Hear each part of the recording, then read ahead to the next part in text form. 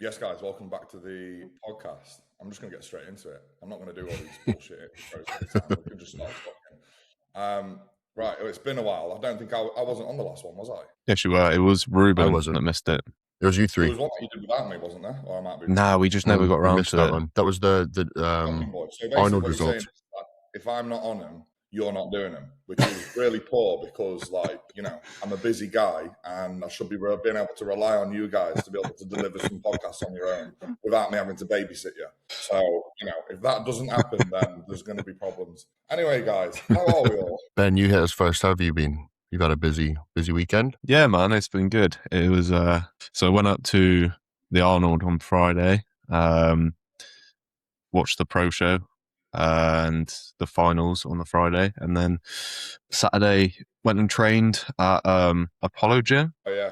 Ben, Mint why didn't gym. you tell me Cool you were gym. going? What do you mean? We could have got a session in, mate. I trained there. You train there? That's my daily You gym. joking? Yeah. No way. I That's literally, fucked up. Ben, I don't saw make your story. Ben, he knows. He knows you train there. He I just do didn't not want the know. session. I do No, not know that. What? Oh, mate. No, I saw your story, but I didn't must have even. missed you by like half an hour or so. Yeah, I but went gutted. Mate, it's a class gym. It's got some really good bits of equipment in there. It's like handpicked very well. What brands are we good, yeah. talking? Give me some highlights. So I train legs, but the upper body stuff looked mint, but the leg stuff was good. They had a bunch of like Strive stuff, so like the old Prime. Did you do the pendulum? Cybex. The Atlantis Which pendulum? one? No, I did the. Is it the Jim Lecco hack squat? Just because I really like that and I never get to go on it. Done with a Mint, tiny man. platform. Yeah. Oh, it's so good. Yeah, I really like it. Max, I we're really too like tall it. for that. We'll leave that one for I them. think you are, because I had to like crouch to get into it. Yeah. So Yeah. you guys would be too tall. But I What's really the like that. Atlantis when you were talking about then? Is that the that one that's like 3 feet off the floor? Yeah. That's the one I I'm on also at. really like that. That's when I'm on at Muscle Hut. Do you know what? I've kind of gone off hack squats, like the Cybex. I don't like the Jim Lecco, but the Arsenal one. The only one that I do like is that Atlantis one. I think that I've It's mint. it's grown on me. How much I weight used do to you get hate on it, there? but it's grown on me. I know little Ben's strong as all hell. How much weight That's do you like take the on that? the the big deceiving Atlantis. one. That Atlantis one, because you can put like 8 to 9 plates on it, can't you? I did it when I came to Ultraflex in Namax, but I didn't put much on it because I was a fragile post Little natty prep boy. recovering. Yeah. Sub- they've just sub announced natty. the Strive. They've announced a Strive leg press, which I've never seen before. It's like a pin loaded one, but they're getting that, which will be good as well. Wait, Strive is still producing new machines? Not Prime, Strive. Yeah, Strive. Well, No, I've seen it. It's an old one, isn't it? It's like Yeah. an old one they've got coming. Does the platform like rotate forward and back? It's What pin tool? loaded, isn't it? The platform. yeah.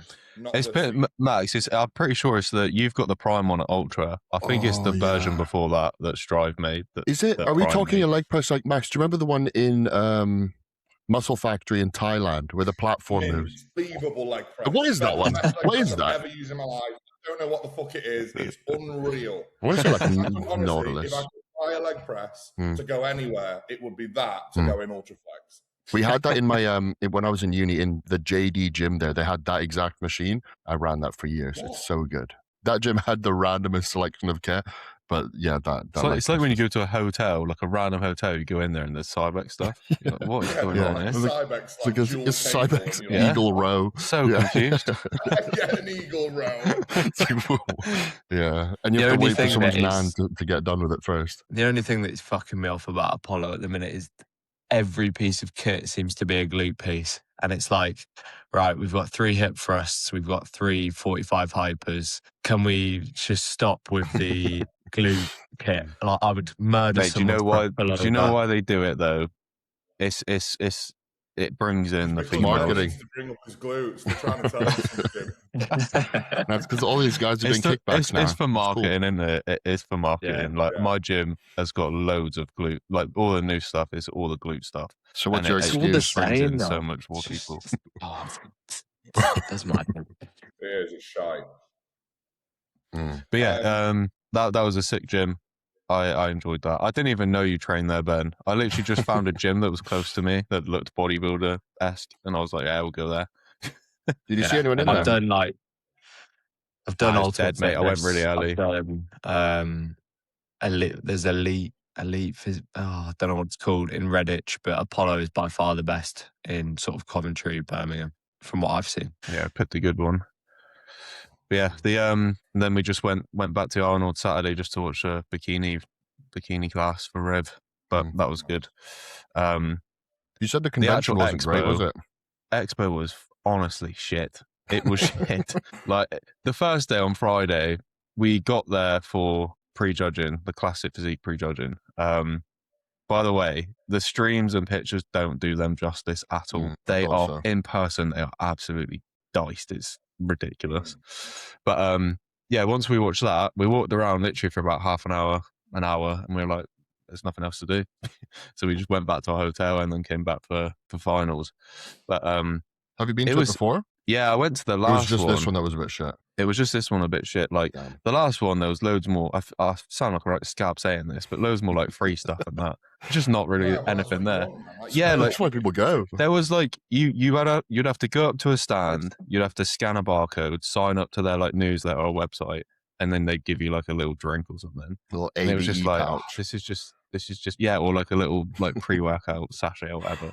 Just like this is so long. Yeah, yeah, it was just do you know what it was as well? I think because they didn't have any amateur bodybuilding there, it really took away from it. I think a lot of like the last one that I really enjoyed was all the amateur bodybuilding, watching that, because that filled up a lot of time.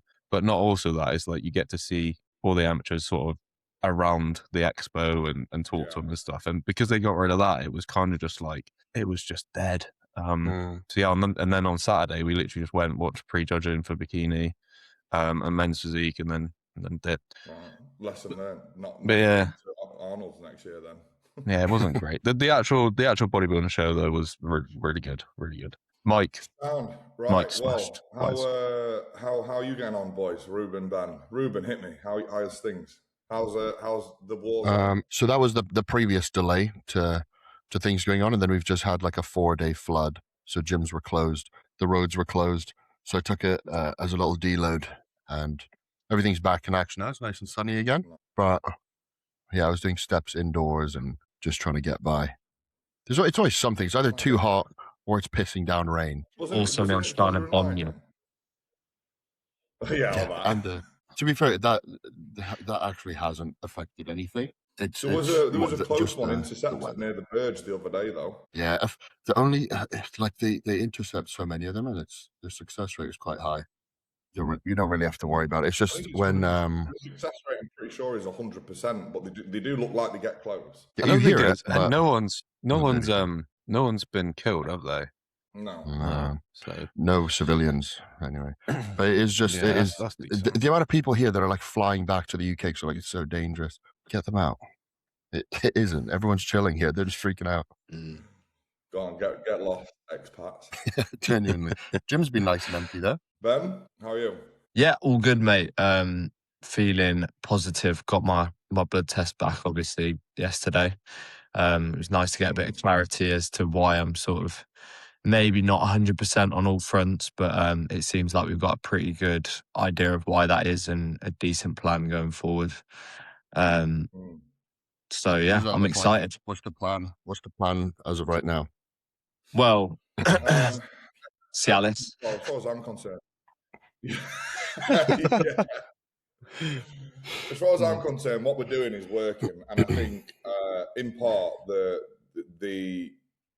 like genuinely, I don't believe it could have been handled any better. I think the thing mainly is that he's done such a good job of reversing that he stayed very, very, very lean for his post-show, which maybe in hindsight we should have committed to letting his body fat come up a little bit quicker. I don't know. That's where you get the is why it's been slow. No, the thing is, there's physiological processes that are going to take months regardless. So you're either you feel like shit and you're fat, or you feel like shit and you're lean. It's like obviously you'd rather have the one where you get to look good, and it's not going to help your performance at all. It is just a waiting game. I can't remember who it was. Someone did their bloods, I think this was like an AJ case study with one of his clients.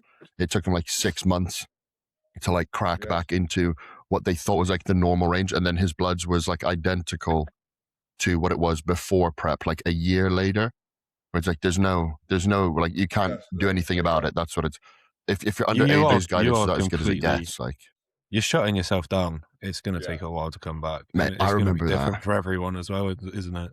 I remember that feeling when we were in nowhere near as much car crash as you, Ruben. Like my test was 12, and I don't feel mint on that. But I think that's relative to what it probably usually sits at when I'm healthy. But to have none, I can't even fathom what that would feel like operating.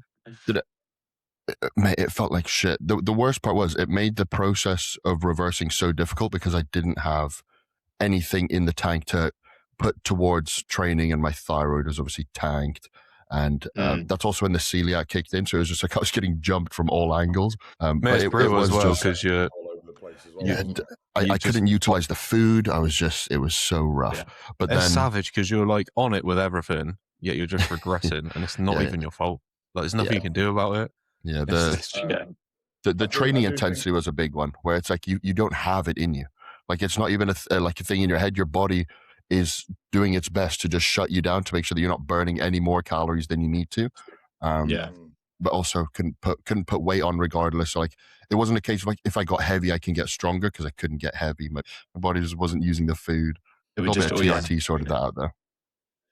I think with you, Ben, at the moment, you look at AJ or even like the likes of Adam Powell coming out of their shows, especially like the condition that AJ gets into. They don't, retrospectively to where you are, and obviously they've got more muscle as well, so it looks like they're leaner for longer. Mm-hmm. I think, honestly, mate, I think you've held condition longer than what AJ had post his show. And obviously he'll have a much better idea of what he can and can't get away with or do, and where his sort of natural test levels come back to within what kind of time frame. But when you think about 5 months in, still very much got like lines in your glutes, like incredible detail through your quads, separation between quads and your hamstrings, like 5 months down the line. And how many kilos are you up? Like, it's not many. It's like 5.5-ish, something like that. Like 5.5 kilos up from you. I saw Adam Powell did a post about there's no prizes for staying lean or something like that. It was a good post, but they both there is and there isn't, like from like I know what you're going to say, but I thought it was a good read. But yeah, they both get really like in my perspective, they both got very soft, very fast. AJ and Adam, so it's definitely you have to remember for them, that was your first run through as well. You don't have the experience to make the decision. You can't like auto regulate where you're going to feel your best, and the only data you have is your bloods that's saying you probably feel like shit. But even that is an awful metric, because there's some people that would have your exact numbers for some of those markers, and that's just where they've always been. That's been the best their numbers have been. It's like you just have to be able to learn your body and make the decisions based on that, regardless of condition or blood work. Reverting back to what I said earlier, which was I do think there's potentially merit on purposefully. I don't mean like binging or doing anything stupid.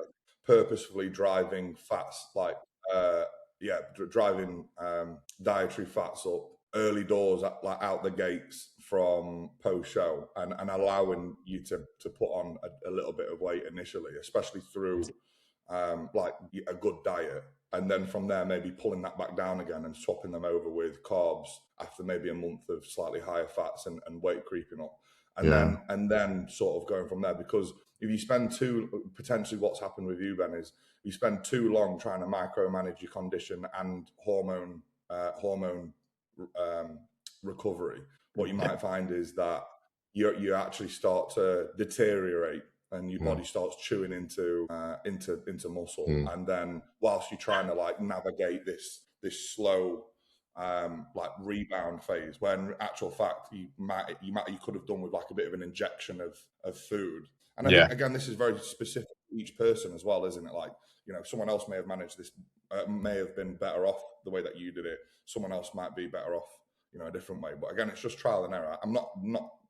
It's impossible to disappointed with tell how until you've done it. Yeah. Yeah, exactly.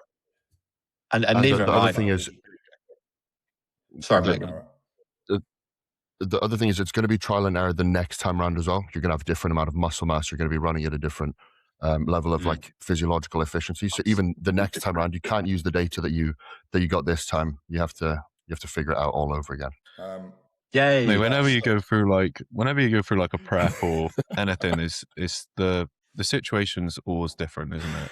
There's no preps that are exactly the same. That's why when people say, "Oh, why can they not just bring that same look?" It's different. Like there's so many variables. Just life stresses sometimes. Yeah. Just where you are mentally with life sometimes. That's the one thing that natural athletes, it's a less complex game because there's less of those variables that can impact the overall result, where it's like you only have so many tools. Whereas like enhanced bodybuilders, it's like firstly the effect that the compounds are going to have on your training, your performance, your physique, the psychological side, but then also it could just be a case of your body's going to respond to certain things that you have to establish way out, and then so you see so many people call off their prep because they went in with the wrong plan and realize it's not going to work. Naturals, you got your diet, your training, your expenditure, your supplements, and your recovery. Stress, and that's it. Yeah, I do feel like I'm really, really close now though. Like I went into the gym yesterday and it was my first sort of like just fuck yeah, let's get after it. I had so much like for everything I was doing. So I think a few more weeks and I'll be right as rain. How long was that? From like show day until this feeling of like climbing back up? About 5 months. So yeah, now it's going to be, the thing is, it's going to be like exponential from here.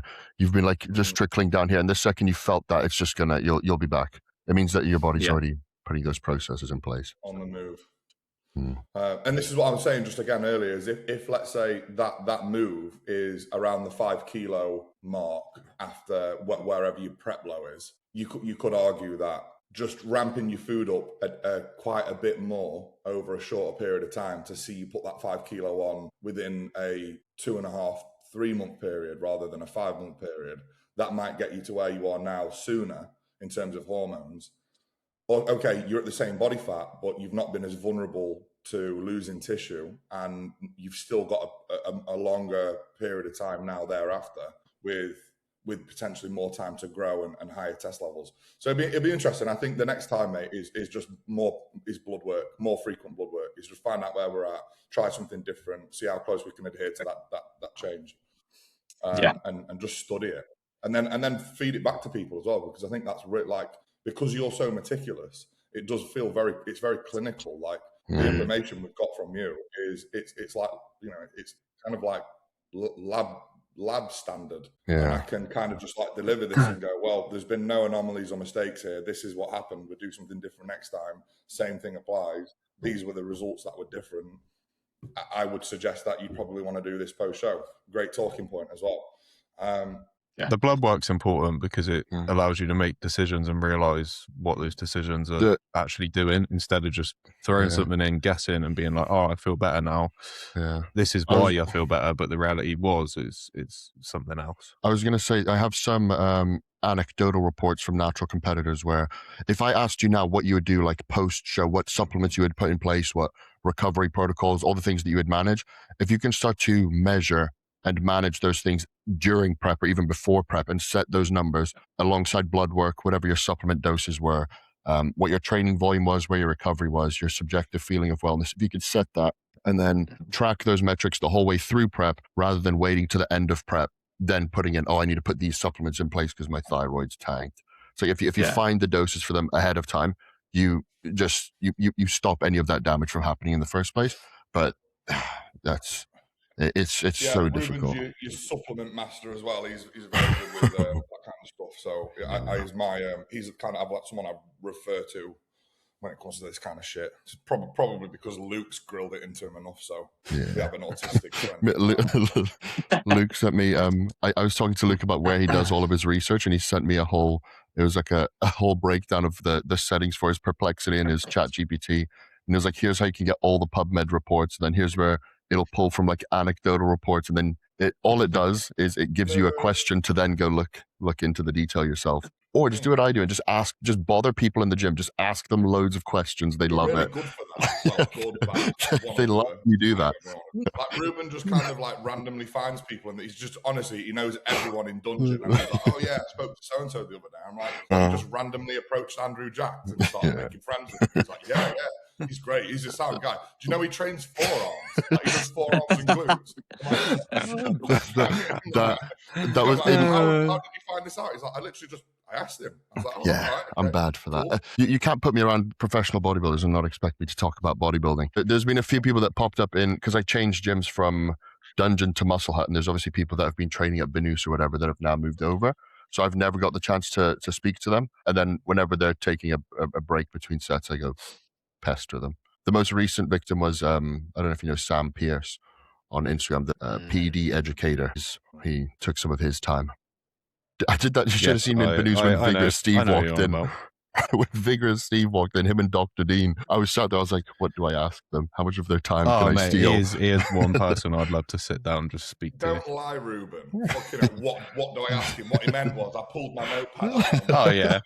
Notepad is to be fair, more those like an actual, more like a book. A full book. Those two were they were like just as excited to talk bodybuilding as I was. So it didn't feel like I was like bothering them or interviewing them. They were like, let's talk bodybuilding. We're both celiac. That's sick. Right. So on my end, as you guys are probably aware, lots sort of going off with like the business side. Less so with me in terms of bodybuilding. I'm kind of just like sitting pretty and on testosterone, on TRT, and just enjoying being a bodybuilder, just chilling. Not really you look fucking mega. Yeah, I was about to say, let's maybe not downplay. Let's not downplay it because this is some of the best you've looked. So yeah, definitely. Just holding the rig, mate, and I'll make a decision on what I want to do. I think in a couple of weeks. But just out of curiosity, what's your phase at the minute? Is it literally just a maintenance phase, progress in the gym and hold the look? We ended my cycle in January, went on TRT with the plan to go back on cycle for some stage into prep. Obviously start the prep, called the prep off, and then I'll move actually onto what I wanted to talk about, which is the whole business side, but like sense of purpose and meaning. But something wasn't right in the prep, pulled that out, and I just said to Louis, I'm like, I don't know, just something's not right, mate. I'm like, I feel like I'm struggling to tick boxes. My head's in a weird place. And he was just like, mate, chill, don't worry about it. Like, there's no, but I honestly, I fucking love him, man. Like, he gets me. He understands me. He's a great coach. And he just was like, let's just chill. Like, there's no, he's like, do you feel like you need to push in a direction at the moment? And I was like, I don't know. I don't even know. And he's like, well, we'll just chill. Like, let's not put any pressure on it. He said, you always say you feel good when you're getting leaner. I know you're not prepping per se, but why don't we just look at trying to knock off a couple of kilos in like the next month, like slowly move in a direction. I was like, yeah, all right, no, that sounds good. So we stayed on TRT, remained like trying to just get fit and healthy, doing cardio most days, plenty of steps, and just appetite's high, and just got leaner and leaner and leaner until the point where I'm like, fucking hell, yeah, like process is pretty good. I'm ticking boxes all the time as I was before, and it feels very like seamless. Like I'm not even trying. Like things just get done. Don't really think about it. There's no pressure. I think that's a big thing for me. Is like as soon as I put like a label on something, and then I start flapping, and I think that's why my first prep was so good, because I didn't realize I was even prepping until about 6 weeks before my first show. And I think it was the same thing with you, Ben. Is like you did your first prep. We called it like a prep that's not a prep, but might turn into a prep. Like that first couple of months was, I know eventually you were like, yeah, let's do this, but I think initially that first period of time you kind of want that pressure off a bit. I was going to say, I feel like that's what Louis is doing to you right now. In a few weeks time, he's going to be like, don't you feel like you look like you're 6 weeks out? I get that feeling. I get that feeling. It's exactly that's what Rob did with Riv on a prep. They literally said it was a mini cut, and then she was like, I don't know, and then he was like, there's a show in 2 weeks, you're doing it. Sound. I've had to disguise many phases from clients, because it is the second you label it, they will fall off because of the pressure that they either put on themselves or that they just associate with the phase. The amount of like establishing maintenance phases I've put in that's actually a mini cut, that I just don't want to, if you tell them they're in a deficit, it gets to their head. But if you tell them we're just trying to find the numbers here. I think the other way around. I think the most success I have is when someone's dieting and then we reverse out. And when you think about like reversing out, and most people, they haven't got the skills it takes to legitimately reverse out the right way, right? So it's like, because what happens is they immediately go, right, well, I've finished this thing that I really wanted to do. I'm done now, and I don't have this like very specific goal to work towards. With you, it's a bit different because it's the goal is always there, and it's a big one, and it means a lot to you. But for some people, it's like they want to prep for, they want to compete for the first time, or they want to get lean for the first time, and then once they've done it, you take that away from them. They're like, right, we're going to slowly ease out of this. Then it's kind of like that thing is gone. So I found that I just go, we're just going to freshen up for a couple of weeks before we continue digging, or we'll just long out this diet phase. And then 3 weeks go by and you've managed to put the food up by about 400 or 500 calories a day. The weight hasn't changed that much. And then you go, this is great. Like food's a bit higher, and we're giving ourselves more leeway to like push with the diet later down the line. Let's put the food up a bit more. And you get 5 weeks down the line, and they put a few more kilos on. They look mint, like they've kind of staved off the hunger and because they expected it in that and they knew that they've got to go back into the diet, and then all of a sudden you turn around and you go. You're done. Because that is always the hardest part after like, especially a prolonged deficit, when it's like, oh, the prep is done, but now you get like prep part 2, where it's like the next 8 weeks of the reverse is going to be arguably harder than the hardest part of the diet part was. 2 it's worse. That's fun. Because it's like you want to get growing, but it's like we need to like take baby steps, and your body's like screaming for more food, more volume. You want to get stronger, but it's like we need to we're just going to keep dieting, it feels like, but I never felt anything like it. It's horrible. And the more food you get, the worse it gets. Yeah. It's almost like it triggers you harder. Yeah. It does. That's why I always tell people like the post-show phase, you need to, like, don't switch off from the fact that you're going to be hungry. Like, you're only now about to experience what, like, prep hunger is. Like, the hunger you get on prep does not compare to, like, the 2 weeks after. No. It's so shit. I want to know more about that. I want to like read. I want to educate myself on that, because I find that so interesting. I'm reading about like insulin and insulin sensitivity, and that strikes me as something that just that's what signals all the hunger. But it's I'll send you some PubMed articles later. I want to nerd out on it. It's psychological and it's hormonal. So you've got the hormonal, which is leptin and ghrelin. Ruben, I forget which one it is. I know it's one or the other, but I forget which one is which. But basically, one is the one that signals that to eat, which is ghrelin. And then the other one is that what tells you full. Obviously, when you suppressed it for so long through dieting, when you eat more food, the reason why it triggers the like hyper response of ghrelin is because of the psychological impact, which is we are by nature like feast or famine creatures. So we're used to going without food and like for long periods of time, but then when it's available, we eat till we're nearly sick. Like that's kind of how our brains work. Obviously, if we've got like, and this is why people get obese. This is why like our society is kind of fucked when it comes to managing our weight, because you give us like an unlimited source of highly palatable food, and that trigger, that psychological trigger, it just exists, and people just get caught up in that fucking.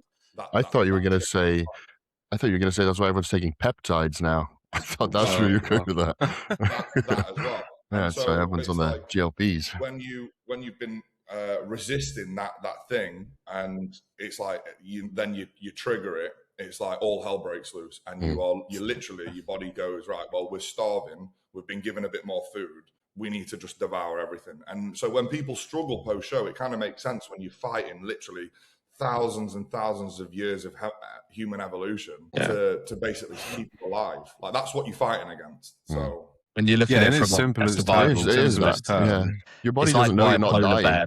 Runs a seal because it doesn't know when its neck's going to scry seal.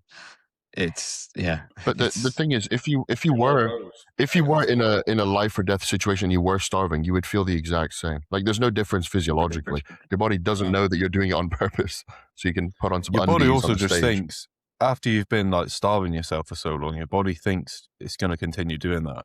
So as soon as you have access to food, it's going to just want more, because it's going to be like, you need to get as much food in as you can because you're going to be starving again next week.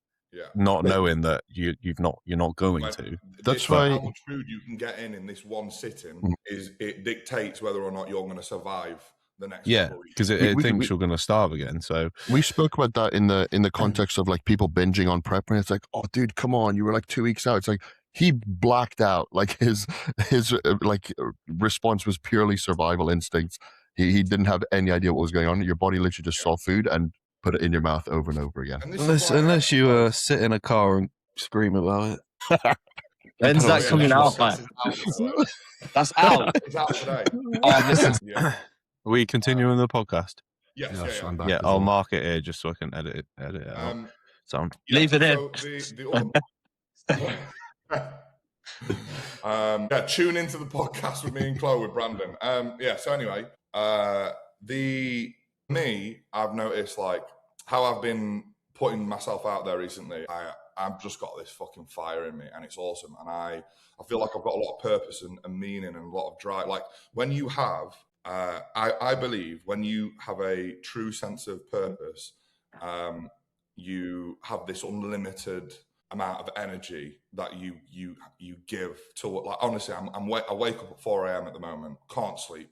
As soon as I wake up at 4, I'm like ping, and I'm like, I gotta go. I've got to fucking do shit, because it's all directed towards something, and it's so much more. It's so much bigger than money. Like fuck money. All of you guys have known this about me. I've never really had this like massive monetary goal. I'm not never flash with it.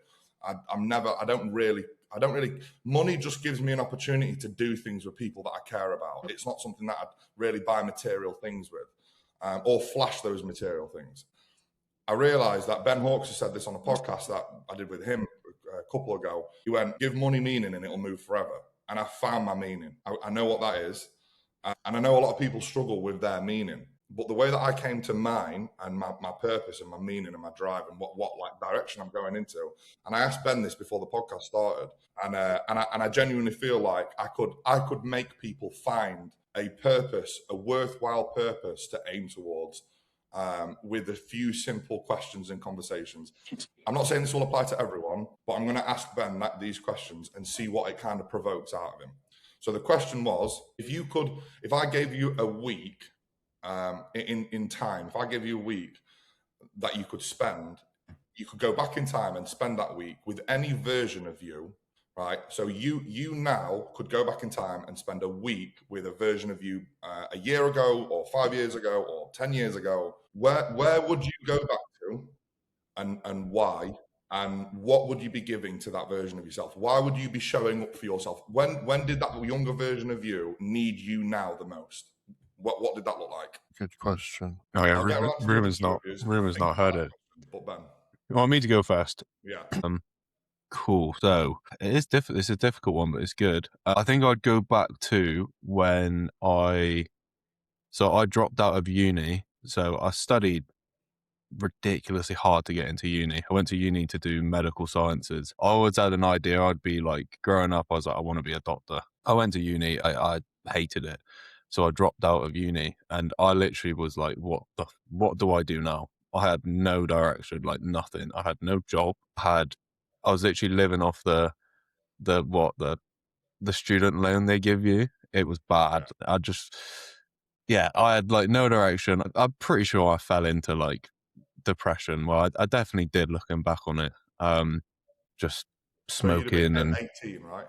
I was actually a bit older. So I think I was 20. I think I was 20 because I had to retake a year of A levels to get the grades I needed to get into the uni I wanted. So like I spent another year doing that to get there. And how old are you now? You're 27. 27 now. 27. Fucking hell, old. Man. I know, mate. What's going on? I think I'm 27. I kind of lost track. Okay, so 27 now. We're talking 7 years ago. 7 years ago. What would you have done for you then? What's that week? You got that week that you'd spend with you back then. What would you have done? What would I have done? To maximize that time, what would you have tried to do in that time? What words, what things would you have said? what things would you have done to map out some kind of to help you in that situation? What would you have done for you then? You've got a week. You've got a week to drill that into you before you're gone, and he's never going to see you again. It's hard. The first thing is I needed some form of direction. I needed like a plan. And if I could have got on to where I am, if I could have got to where I am now a lot quicker, it would have been by having that plan. Mm-hmm. So first off, it was like, right, we need an income. So we need to figure out what we're going to do there. You've studied your ass off to get these grades. Use them still. They're useful. So use them, which is what I eventually did. But it took me a long time to get to that point. I went through a bunch of like shitty jobs first. So if I could have just went straight and just find a job which will utilize these grades you've got. And from there, then you can start setting yourself up a little bit in life, because at this point, like I'm not living at home anymore, so I don't have the support of my parents. Like I'm living with Riv, so I have to provide an income. So I need to get myself set up the best I can. So we need a plan there. And once I've got that plan, that's like the main thing, because if you don't have that, would you have set that plan after you've sorted the finance thing, or would you have done it all together, given multiple ideas? Because remember, I mean, I'm kind of answering the question for you, but like acknowledge that you've only got a week, right? What you don't want to do is just wait for him to try and find this job and then you fuck off. You're trying to give him as much as possible to open your mind. Like you're trying to open your younger self's mind as much as possible, right? So it's like the bodybuilding thing. In your head, is that something that even exists? And if it is, are you going to try and nurture it? Is that something that you would benefit from you? Are you going to like feed the ideas and the dreams that could go alongside the work? Like these are the kind of things that. Yeah, that's massive. That is. So yeah, at that point, like I was always very self-conscious of my physique and how I looked. And that definitely fed into how I felt in terms of how I presented myself, how confident I was in myself doing anything. That was like the main driver, which made me feel a lot worse. So definitely like the gym, that's something we need to nurture straight away. Get in the gym, because that's going to make you feel mentally so much better. It's also going to start building some really good habits for you moving forward in terms of finding work or getting your finances sorted, because bodybuilding, on the surface of it is just getting a good physique, but it builds so much more than that, doesn't it? Yeah. It builds like discipline in so many aspects of your life. Like if you can really nail bodybuilding and be a good bodybuilder, there's no reason why you can't transfer those skills to a business, to whatever you do in life. So yeah, definitely nurture that. That is so important. If I could do that, that would be the first thing. Get in the gym. There you go. Yeah. You've got that. You've had that week. You've gone back in time to a 20-year-old version of you. Just dropped out of uni. He's dead lost. Got no direction. He's panicking about money. He's panicking about his meaning. He's panicking about how he develops the skills to do all of the things that he wants to do. He's maybe not very. In fact, I know you when I first met you, so I know that he's not very confident. He's probably a little bit nervous and anxious about everything that lies ahead. That's the person you're trying to help. Yeah. You are not that person now. You aren't that person now because you, over the last 7 years, have developed the skills to break out of that person. You have learned, you have listened, you have trialed and errored, you have grown, you have got a coach, right? You've worked with someone who's helped you nurture those skills, not just the work thing, but like all the other stuff as well, all of it, right? You can find purpose and meaning in your younger self. That person, that you, right? They exist everywhere, mate. They're fucking all over the place, right? I was literally saying this right before the podcast. One of my clients, one of my young clients, very much in that sort of situation, and I literally love working with him. So there you go. Yeah. That's and that's your demographic, right? When it comes to coaching, because that in my eyes, right, the meaning of this, I've been thinking about this a lot, man. Right, the meaning of life is basically cell division, right? When you think about single cell organisms, it's just a transfer of information. That's it. That's reproduction, right? It's you just fucking transfer information, you breed, repeat, keep doing that. Right, that you can at its fucking like most basic and core biological need, you can apply that at like a psychological level, which is just transfer information. You have a specific set of skills. You can give that to people who don't have those skills that you know would benefit from it. And the most powerful bit about that is you have lived through that struggle, right? That you know how much it fucking sucked when you were that age. Give it to loads of 20-year-olds who you can find. Now, how do you find those 20-year-olds? You speak about it. When I was 20, when I was younger, when I dropped out of uni, this is blah blah blah. This is how I did blah blah blah. And these were my fears, and this is what I doubted about myself. And if I wish I knew this thing, then I would have got here sooner, right? That is literally what I have done with all of yous. It's why I fucking love what I do, because I do it with Harvey. I fucking love Harvey. I love living with him. I love my life with him. It's the best thing in the world. Like, people might think it's weird, but like, it's my dream come true. But we've grown up together, and I have shielded him from all of the shit because I've hit it first, and then I've gone, right, I've overcome this problem. Harv, this is a problem that I face. It's shit. This is how I worked around it. Let's not do that. And he goes, yeah, that's a great idea. I don't want to fucking go through that. And then he doesn't have to deal with that. And guess what? You've done it with probably all three of us as well. Right. The same thing applies to you. Is like I've not even realized this is what I love, but I have done it because I'm good at it, and it brings me meaning. But now I know it and I can see it. It's like, fuck me, man, I love it so much. It's like another drive now, isn't it? Now you've like recognized it. It's like, yeah, like you were saying, you get up at 4 and you just want to go. It's almost like on prep when you know you've got stuff to do and you just get up and you're just ready to go. Because you're excited for the day because you've got boxes to tick and it feels meaningful. That's what my question is. You said that like, what is it? I don't like the word motivation. It's like the passion for you when you wake up and you immediately want to start going. What are those little goals that you set for yourself? Do you have smaller bits in place throughout the day? Because on prep, it's easy. It's like you wake up and you're like, I could be doing steps, prepping my meals and shit. What is that for you that's keeping you in this zone right now? Honestly, mate, it's just reaching people. This is why bodybuilding feels so easy at the moment, because in the past, I'm like, how do I? That's a good question. Let me think. Okay, so bodybuilding is giving me structure that I need to be able to direct my time efficiently at what's at this thing that I'm mega passionate about. Without bodybuilding, I think I'd be all over the place. I don't think I'd be able to get much done because I'm so fucking scatty and erratic. Isn't that what Chloe says as well? Isn't that what Chloe says as well? She says that bodybuilding is like, she's in it because it gives her that routine, that order, that structure. It's the base. It keeps me grounded. So like, it's just structure towards everything. And I'm like a wizard around the kitchen. You really are.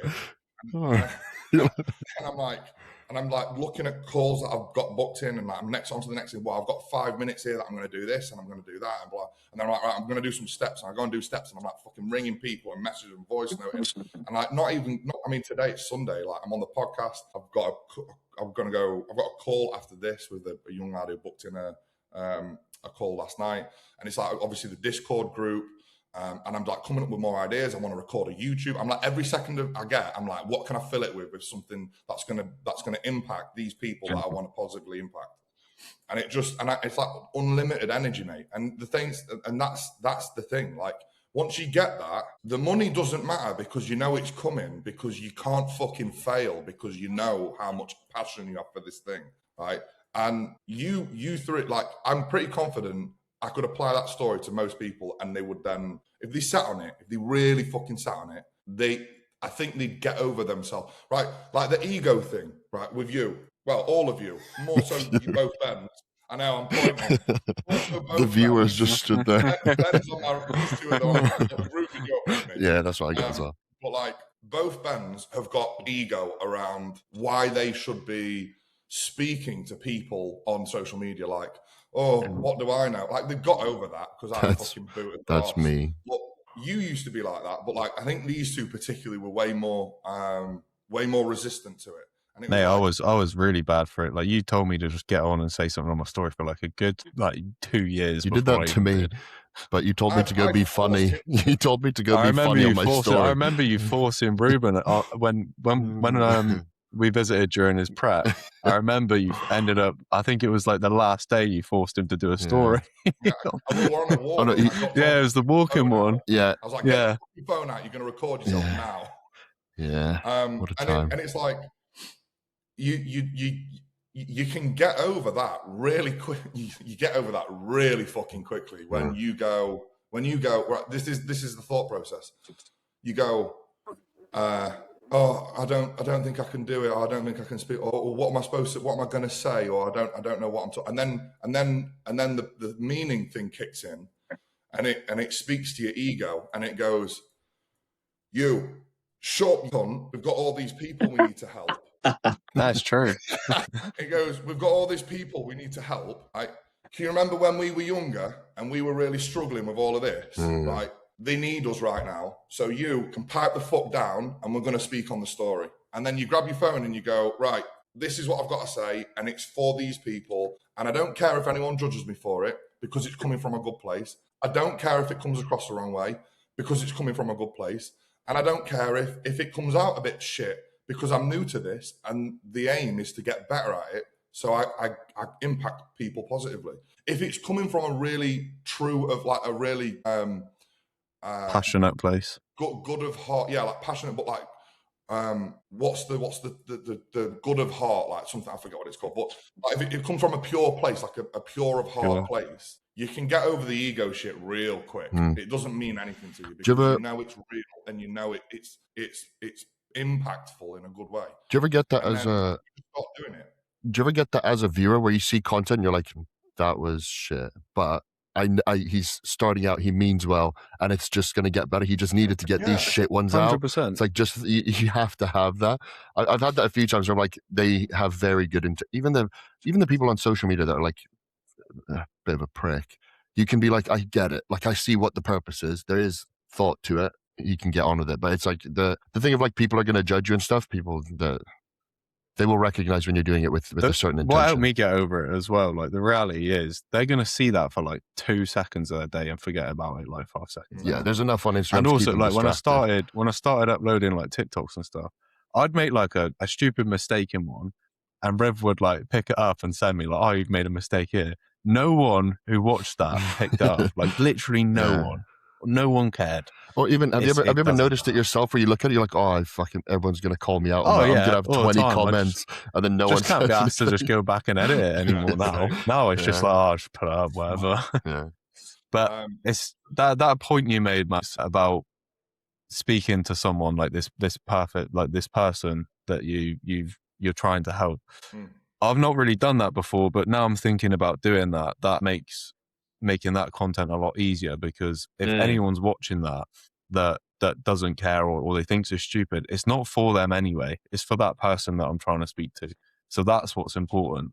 And that's a really cool. I'm gonna take that and run with it, especially with what you've just said. A video now, every time, like I'm not even joking. Every time I do anything on social media, any story, unless it's like just cause it's family or because whatever, or I think it's funny or I want to share something that's mine.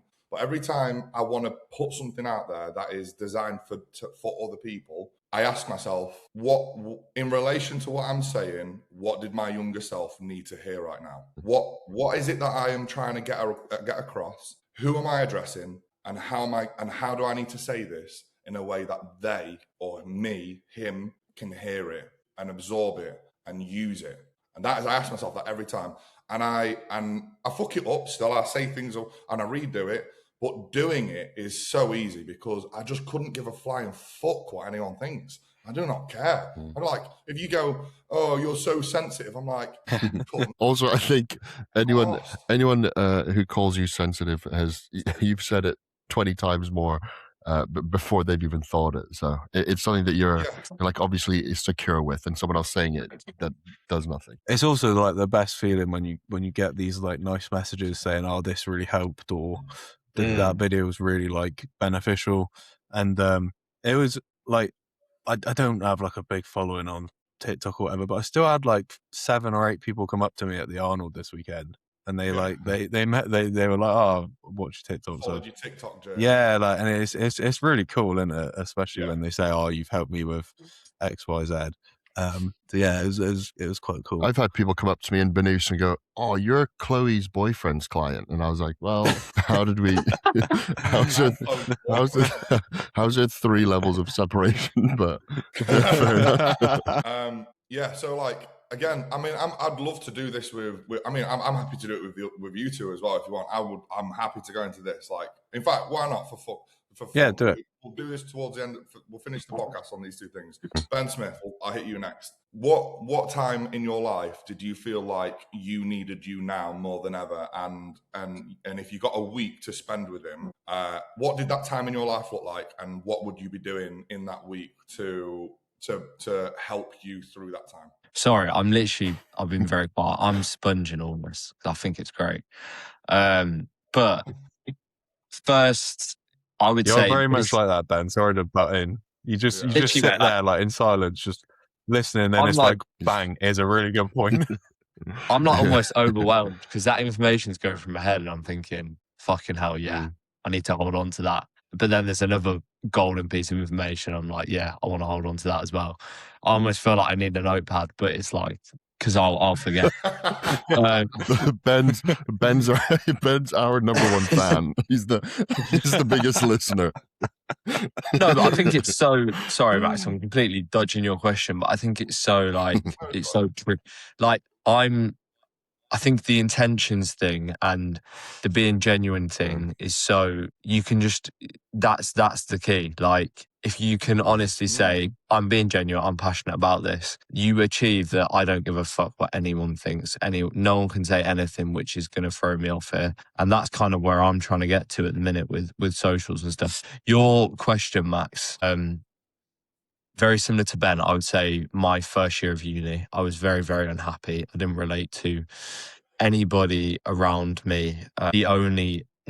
All I knew was the 90 minutes, 2 hours of my day that I did enjoy was when I got to go and train after my lectures or my seminars. So I would say to that version of myself, like, which is eventually what I did with hiring a coach, just like put all your eggs in that basket, put all your focus, manage your day and structure your day around that training and that thing that you enjoy, and put all your energy and passion into it. And another thing that you just said, Max, which I related to was like when the days where I'm like, what can I do next? What can I do now? What piece of content can I prepare here? When can I meal prep? They're the days I feel the best because I'm constantly, I'm doing everything in my power. And that's what I would say to that version of myself. Like, just do everything in your power. Put all your eggs in one basket and just go at this thing that you know you enjoy, and everything else will figure itself out around that. That's what I'd say. Do you know, that's an awesome answer, mate, and I 100% agree. And I'm just going to elaborate on some of what you've said,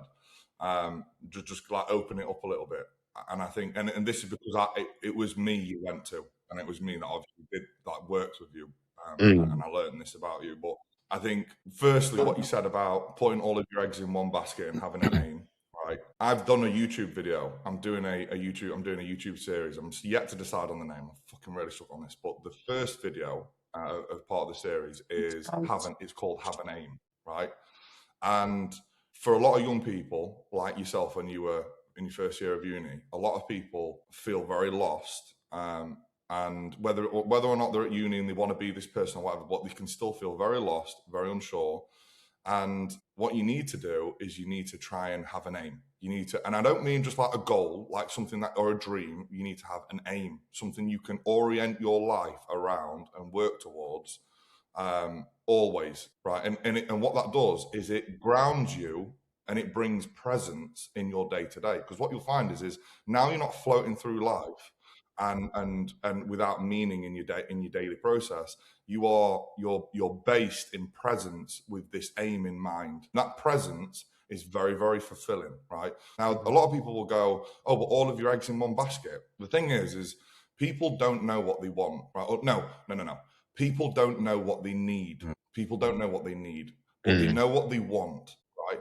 And often what we need isn't too far a strand off what we want. And so if you have an aim, even if the aim isn't a good one, it's still an aim, because it brings you presence to your day. And that presence to your day and that orientation in your daily processes around achieving that aim or moving closer towards that aim is it's not only fulfilling because it feels like you're moving in a given direction, it's also it's also helping you grow, right? Because you've got to grow in order to move closer to your aim, right? That's just how it works. It's kind of like walking. It's you're taking forward steps, and those forward steps look like growth. And in bodybuilding, and this is why I really like bodybuilding as a form of an aim for anyone, a bodybuilding or going to the gym is a great aim for anyone, as Ben mentioned earlier, because it teaches you patience, it teaches you organization, it teaches you hard work, it teaches you so much about yourself, what you can do, what you can't do, what you're prepared to do. And those skills are applicable to everything if you learn how to do that, right? So that aim for you right now, as in like be bodybuilding related or whatever, when you're 19, it might not be the aim that you need. And it still might not be the aim that you need. But what you'll find is you'll find your aim. You'll find the thing that you need. Like I have found the thing that I need now as like a person to make me happy and driven and have an impact. You find that on your walk towards your current aim, and that will deviate as you go, right? The trick is, this is where I fucked up. Remember to keep asking yourself what is still important. What is important to you, right? Because what I did is I went 26, 27. I want to be a bodybuilder, right? I want to be a pro bodybuilder. That's my aim. Because I had nothing else. I felt so fucking lost. I didn't know what to do with myself, and I was like, fuck it. I'm going to bodybuild. I'm going to be a pro bodybuilder one day. And in hindsight, that wasn't the best aim for me, because what I really wanted to be doing was I wanted to be teaching. I wanted to be helping that younger version of me. However, bodybuilding has led me to that. However, I would have got to where I am now sooner if I had consistently been asking myself month after month, is this still what I want? Is this still the most important? Is this aim still aligned with what I want, what I think I want, and who I am right now? And I didn't do that, sadly. I wasn't doing that. And so for 4.5, 5 years, I've been telling myself I want to be a pro bodybuilder and chasing that aim, rather than stopping and going, hold up, what else is really important to me? Is this aim aligned with me right now? So it's really important you reevaluate that aim. Now, what you're saying about your story is what you needed was you needed someone to give you an aim, right? Which is great, right? You could do that for 17, 18, 19-year-olds. You're at an age now and you have learned that ability where you can talk to that demographic and about that problem, and you can tell them how you went from where you were then to where you are now, and how that's made you feel, and what you've learned along the way. That's your demographic. That's how you talk to them. What you needed from me was nothing other than encouragement. That is all you needed. And honestly, mate, you can do that, right? You will be shocked at how, like, if the barrier for you being a good coach for your target demographic is encouragement, then you don't need to worry about that, because you can fucking do that, right? You are intelligent, you've got loads of knowledge, but the main thing that you needed was just to go, mate, you're on the right lines, you're doing a great job, just keep going, right? And you'll be shocked. You will be fucking shocked how powerful that is for people at that age, right? People don't realize how little encouragement they need to keep moving forward. You have no idea. And that's all you need to, at that age, that's all you need to do. You just need to give someone a pat on the back, give them a bit of guidance, help them develop an aim, a direction, and set them on the merry way. And every time they have a bit of a wobble, you just go, it's all right, mate, you're killing it, right? What you're struggling with. I've been here before, and I can help you out. And that's your target demographic. Those people are who you speak to. So when it comes to making content, when it comes to having purpose and being authentic, you know there's loads of versions of you that are in the same boat, that are struggling, that need your help, and you've got the answers. So fucking go out there and help them. Boys, I'm not going to lie. I've been so locked in. I forgot I was in a call and not just watching a podcast. I've been like, This is a very valuable one. My This is brain really scrambled because I've been running through everything you've been saying, like just exactly what Ben was saying. Like I was trying to make sense of it all, and I forgot that I was also part of this. But yeah, Max, you're absolutely cooking. Yeah, I was literally about to say that. I need to go back and listen to Max this. is dissecting this all and just I'm pretty sure he brought up mitosis back there. You brought up cell division and shit. You were spitting some serious game. Yeah, but that my brain has been all over the place this last couple of months. Honestly, I would wish someone could be in my head for the last few weeks because it's been a spectacular. Nah, mate, we're feeling the passion, especially because this is clearly things that you've thought through in such depth, and now you're to the point where you're able to like actually verbalize it now to where people can like take it, because I can't imagine how many times these things went through your head, especially in the, like just in the context of us three, because of the amount that we interact and like how like I'm assuming you've thought about these things in both Ben's perspectives, being like this is exactly what they should be doing and applying your ethos to them, because that's like a canvas that you've had some part in constructing. But yeah, I'm going to listen to this again because this has been very insightful, Max. I think everyone's going to be able to feel the passion. That's why I was going to ask whether or not you've if you've like announced all of the things coming up business wise, or if this is just something that, I don't know if it's just things you've told me and I haven't seen it on your socials, but it's not on my socials. No, the Discord, the impact, the where my head's been at, what my meaning, what I found. I'm hoping that this is like the prerequisite to before all of that comes out. I hope people see this, hear this, and like we get a few clips that you can put up that they can see this, so they can see what it is that you're actually talking about. Because I'm thinking about doing cooking. a podcast. No way, we should. Oh, on the what? Sorry, the way you said I'm thinking about doing a podcast, Rim goes, we should, and you just go on my own, and Rim just like, oh, I thought you came up with a bright idea to just start a podcast, and I was like, wait, what? No, I meant like on my own. With the Unknown podcast, I was thinking about doing just an episode on my own and talking about a lot of it. I think you should just what you should do is go listen to this episode again and then just say that. Because if you just did like a little monologue on that, I think because it does flow off, it flows out of your brain so smoothly and it's so digestible.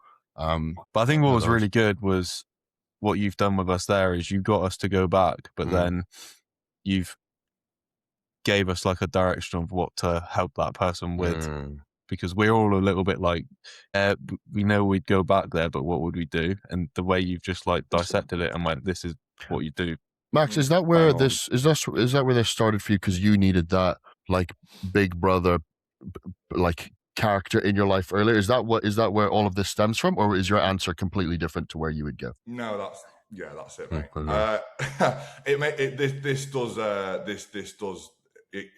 It hits something in me talking about this. So like, I'll try and not get too fucking emotional about it, but I just think, I think when I was in my early 20s, basically my dad, he basically grew up without a dad. He didn't have a dad.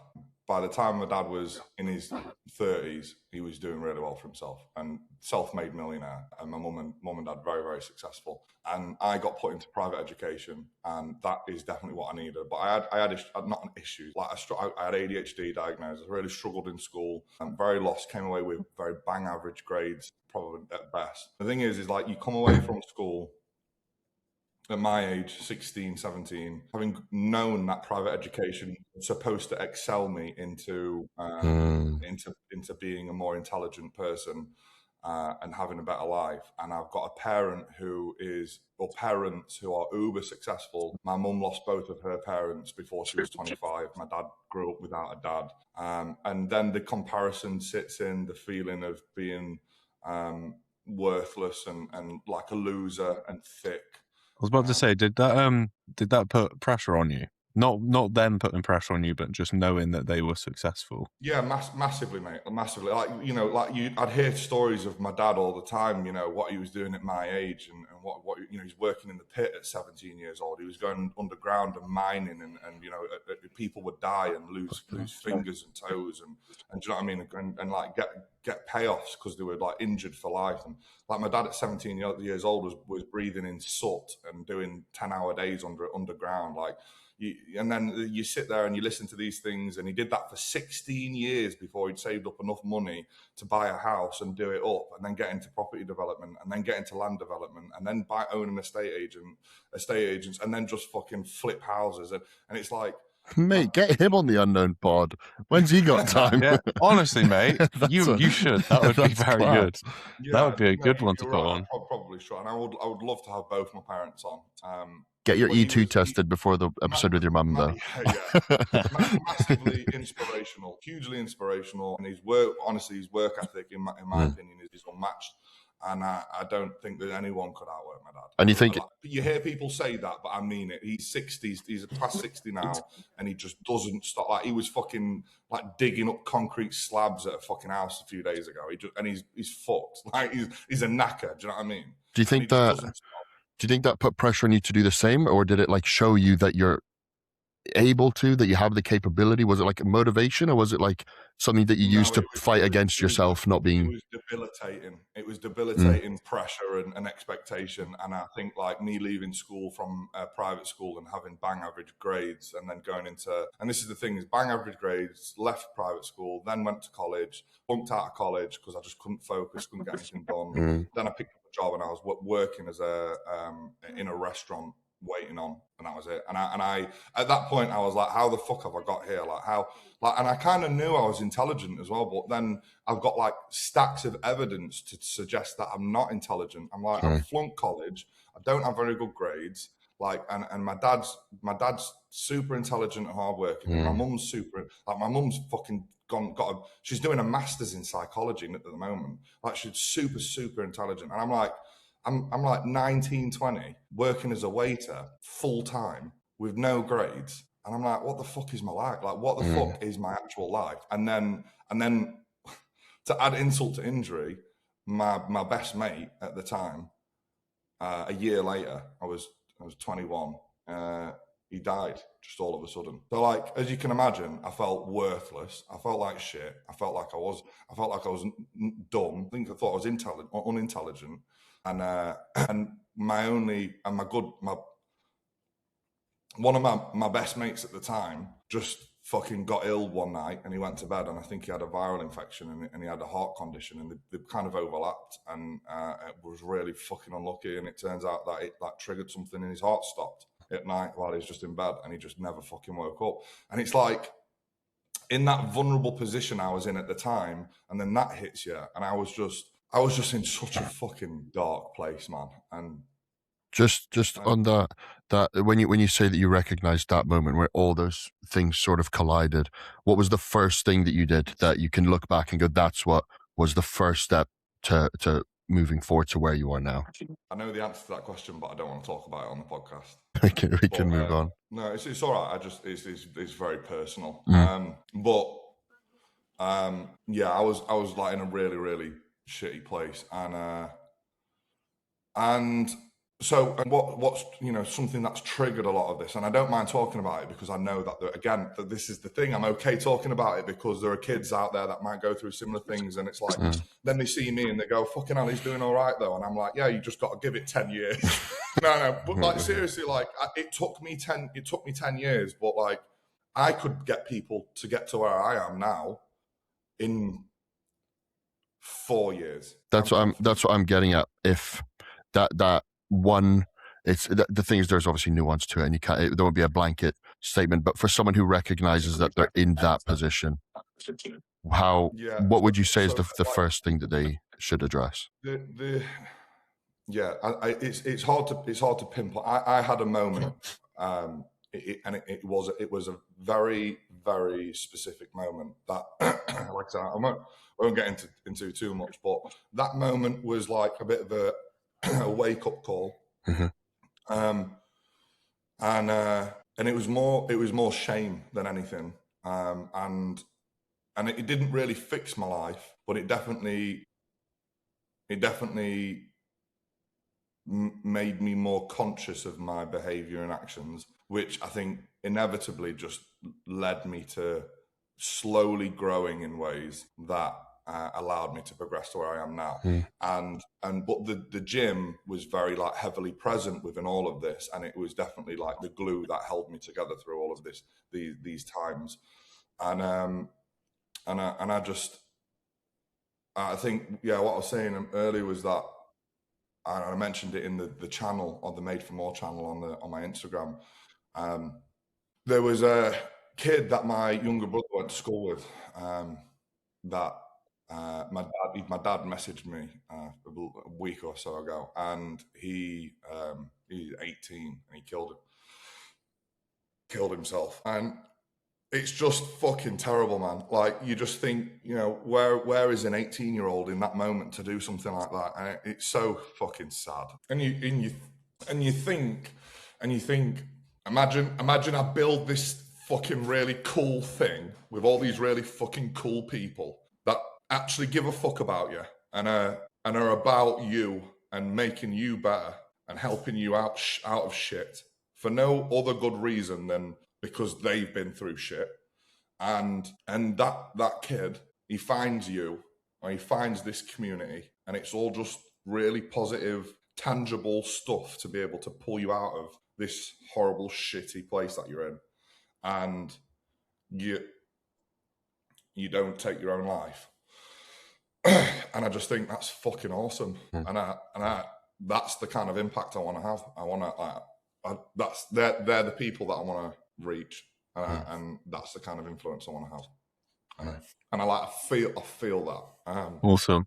That is awesome. And I think that the thing you have to recognize is that you have had that impact to some degree on so many people, whether it was like before they even got to that point or after they pulled themselves out or whatever it is. There has been that that positive impact where you've either given them the tools or you just pointed them in the direction. I think you've been doing it with your coaching probably from when you've started without realizing this is what you're actually doing. But now you've realized it. Now it's a case you can make this even better. Harvey said the same thing. I literally got very worked up talking about this, very similar to how I have just done now, and said the same thing in front of Harvey the other day. Yeah, on the podcast. 2 minutes. And he actually recorded the conversation, and we're thinking about putting it up just so that people really understand where I'm at with this, because it fucking means everything to me. And we were speaking about it, and he said exactly the same thing, and he just turned around. Like, I went on that, I was telling that story, and just pretty much just a lot of what I've just said to you guys, and he turned around and he went, "Mate, you've been doing that." He's like, you've been doing that. You maybe not to that extreme. Maybe people haven't found themselves in that place. But he said, who knows? Maybe they would have done if they'd not found you, or they'd not come across you, or maybe they'd have struggled in ways that you can't comprehend. And you were just you were there, and you got them out of that rut, or you helped them out of a shitty place, or prevented them from going to a shitty place. Exactly that. And then I just said, in the video that he recorded, my immediate response was zero acknowledgement for my ability or effort, and immediately went, yeah, but I want to do it on a bigger scale. I think that there is. I've been thinking about this because with everything that you've been saying, with the sort of your thought process of where you want to take this.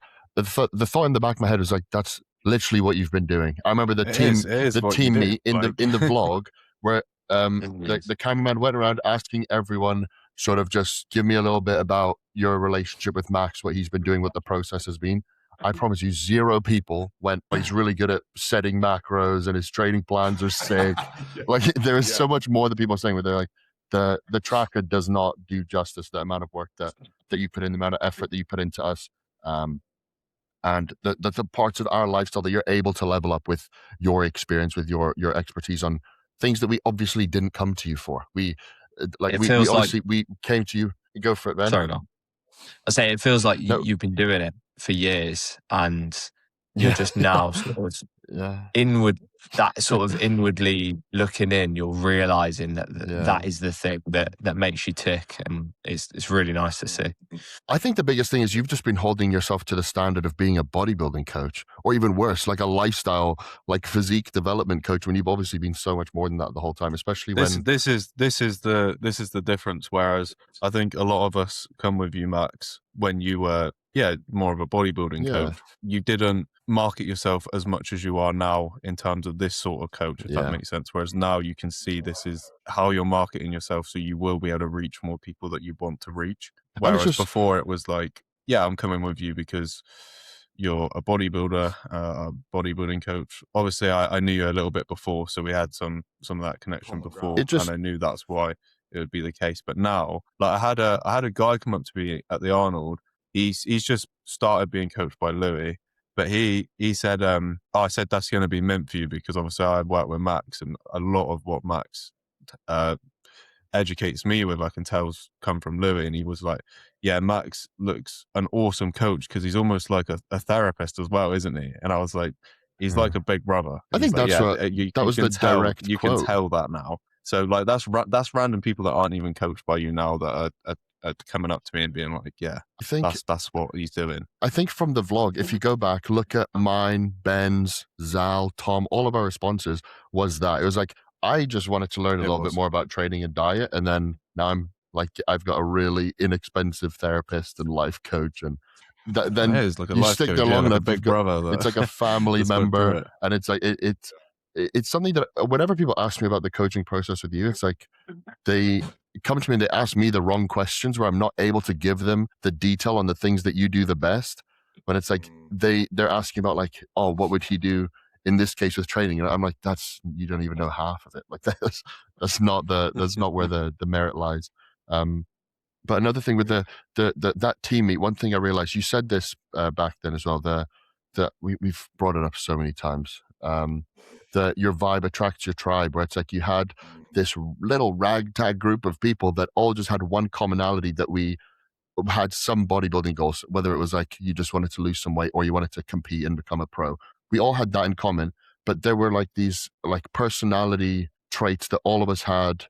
It wasn't like nobody stood out. Everyone gelled quite well, and it's all because we were attracted to whatever it was that you were putting out, and then everyone's energy was sort of the exact same on that occasion. Guys, I'm really sorry, I've got to go, but that was fucking awesome. Like that was an absolute banger. I've loved that. But have a good day, guys, and I'll catch you in a bit. You too, man. You too. Catch you in a bit. All right, mate. Speak to you soon. And me and Ben are going to be the number one listeners of this pod. Our Spotify Wrapped is going to be this Honestly, episode. There's a lot of value in this one. It's good. Mate, you better clip the shit out of this. Well, you can go on. You can sign into this and do it yourself as well. You know, it does it for us basically. So easy. Do you know what my biggest frustration with all of this at the moment is that I'm not big enough. Well, I'm just not big enough. I feel like I need to put on more muscle now. I was going to say, like your upper chest, probably. Like I'm just not. My profile isn't big enough, and I just think like I could really do with having 100,000 followers. But no. But you're always going to feel like that. You're always going to feel like that. Here's the problem with that mentality, mate. It's the quote of like there's a certain demographic of people you want to attract. There's only so many of them, and if you want to have a real big impact on a select group of people that have the things in like the ideal, you know, when you said that you look back at your old self, there's only so many people. There's a lot of them, but you can have a huge impact on them or a very tiny impact on hundreds of thousands of people. Mate, do you know what, Ruben? I mean, obviously, you're right in the sense that that it's a very specific demographic. But I think actually there is an overwhelmingly large number of people. Oh no, yeah. And I'm abundantly aware of that. Like we're not talking about. I think in that age group, the men that age group, I think they are the majority. I think the majority of men between the ages of you know that 15, 16 mark. We can't call a 16-year-old a man, but like between that 15, 16 mark up to about 20, 25, 26. Yeah, mid-20s. I would say most of them, and I would say Oh, the massively large agree. majority Yeah. are lost, directionless, hopeless, dead, and just fucking don't know what the fuck is going on, and they're just really struggling, and I'm like, Yeah. and I don't think we're talking like 1,000 or a couple of tens of thousands or even a few 100,000. I think we're talking millions. I think we're talking millions of millions. I think that the thing is, with volume, it dilutes your ability to have a larger impact. But that's why you want your content to be be all encompassing. Everyone can benefit from the content you put out, and then obviously the coaching process is where you hone it into like the smaller. I do think you're right in saying that it's way bigger than we think, because especially with men, because we naturally don't speak about it as well. I think there's a lot of people that are definitely struggling that you'd never know because they don't want to speak about it. And mate, this is where my recent attack. Well, two things to your point, Ruben, is I hear what you're saying. I think what you're saying is different to what there's. I think there's a broader scope to that, and I think I don't without diluting the message or the impact. I can reach more people without diluting that message. The issue, the trick is, this is where you guys come in, is having people who are know me and that message, and they feel it like how I feel it, and they are with me, and I know they're with me, and they're gonna run with me until we fucking do some magical shit, and then you guys might in 5 or however many years find versions of you that you are to me, and you might go, we're going to do the same again, right? Ben's found a Ben, and Ruben's found a Ruben, and these two lads, they're awesome, and they fucking get it, and they're on the team. Max, what do you think? And I'm like, fucking bring them on, because if they're where we are now and they understand the mission, then it just means more people we can help. Then we pass it down the generations. Passing the information down. The struggle that I get you're having is because you want a bigger following. Getting a bigger following on social media it's not actually that hard, but it's the stupid shitty content you've got to put out which gets you followers. That's the problem. And then people lose their way. Yeah, because there's people with huge accounts, and if you look at their followers and why they've got those followers, it's for just this wanky viral content that's irrelevant. And those followers are just meaningless at that point. Some people have snuck through the cracks in that algorithm where it's like there is some genuine content that lasts ages that does make it through. And they do get the numbers for it, but it's a very small percentage. Do you know who's a really good example of that is that Noel. My guy. Like his content is very valuable. He's never played the game. Awesome. He's never played the game. He's never played the game. But do you know what he did do that got him to that point? He was like one of the first to do it properly on TikTok, and that's what made him blow up. Like it would be very hard if he was to come onto socials now. It'd be very hard for him to grow to where he is right now.